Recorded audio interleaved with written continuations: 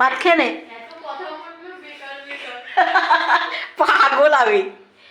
এক হাঁড়ি ভাত, এইটা ফুলকপি আলুর তরকারি, এইটা হচ্ছে মূলো শাক ভাজা, এইটা হচ্ছে কালকে ঘরের কড়কড়া ভাত, এইটা হচ্ছে কালকে ঘরের শুকু মাছ, এইটা হচ্ছে লালটিকার সর্ষে বাটা পেঁয়াজ আদা রসুন দিয়ে কষা কষা করলাম।